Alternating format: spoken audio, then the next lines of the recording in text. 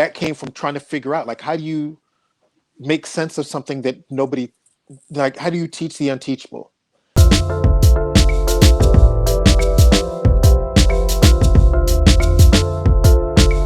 Like one of the things that specific to house, although you can really say it for all the street dance styles of the last 30, 40 years now, is that outside of b-boying and and then I guess classic hip hop, dance as well, like there weren't really platforms for the other styles. Like there wasn't any, like I always say regarding house, like saying ain't nobody really driving Bentleys off of this. So if there wasn't money involved, it was that people did it because they loved it. Like you're spending money to be in a club 4 to 5 nights a week and be out dancing, and then go to work dumb tired and do it again the next night because you love this thing, because you love the community, because you need it in your soul. That was what was driving things. I mean, even for as much controversies people try to throw on mop tops and dance fusion about how they're doing this wrong or doing that wrong, like they put their time in. They were in the club nightly. They did it because they needed it in their souls. It filled something for them. They chose to take that and spread that around the world and say is a good thing. That there was things that were lost in translation is really what we're talking about. Man. And some of it has to do with not realizing that people don't think like how we think. Yes. A lot of times, when I talk to people about what it means to teach the unteachable, so like we hold charter, not like a governing doc that Afro Mosaic Soul, my crew has, like that I sat down, took notes at a meeting back when we were forming the group, just as we came up with the name, out like a whole like manifesto mission statement about like this is what we're about. And that came from trying to figure out, like, how do you make sense of something that nobody, like, how do you teach the unteachable? How do you explain to somebody something that for most Black people, you say like, this is what dance in the Black American community or the African diaspora comes from. These are the elements. This is how we understand it. This is what it's for in our life. These are the factors of it. This is why we value it. But how do you put that onto somebody who has, like, if I say to you guys, you got to feel the music, you know exactly what that is. I don't have to go any deeper into it.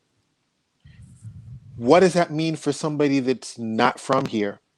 What does that mean for somebody who is from here but has grown up in a generation where jazz music and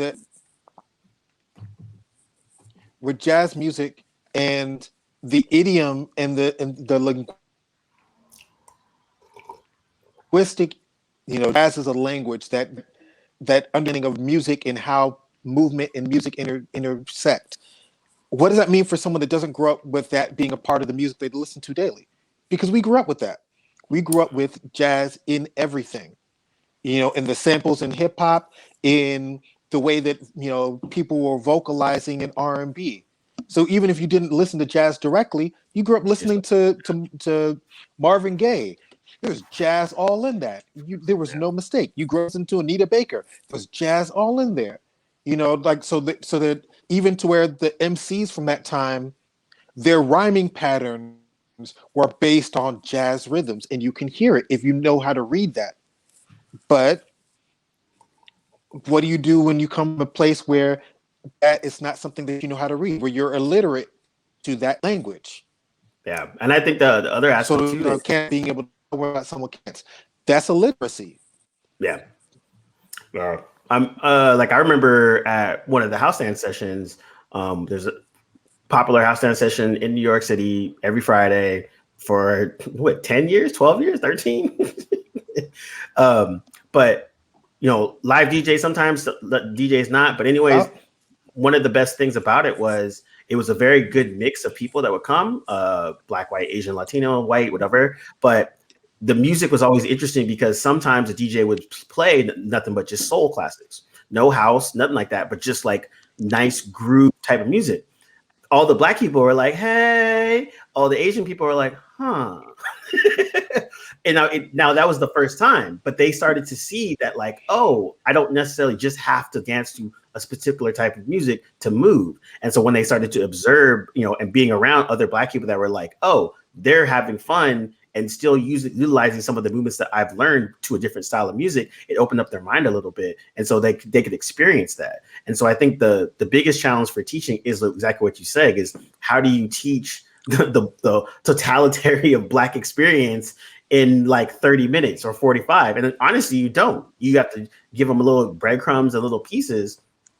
Like when I was lucky enough to teach house to people, a lot of times people would ask me, they're like, oh, you're not doing a routine, you're not doing this. I'm like, nah, man, I'm not going to give you a whole sentence if you don't even know your alphabet. Like, this don't make no sense. Like, we just do it. I was like, we're going to be in here for 6 weeks. We only doing basics. So you can just move and understand, and then slowly start to put things together, and then encourage them to go to the club, encourage them to go to a session to kind of learn. And like, he's like, this shouldn't be the only time you're dancing. This should just get you the little bit of the pieces that you can kind of learn. And then now go in your little corner, put your thinking cap on and put those things together. So I think that's the part that we always fail on. And it's kind of us. We have to figure out what the best way to do that, to kind of share our Black experience, but in a way that's palatable to, like you said, if some kid in Kansas wants to learn how to house dance, where does he go? He goes to YouTube. He's not going to the club in New York City at 2 a.m. on a Tuesday.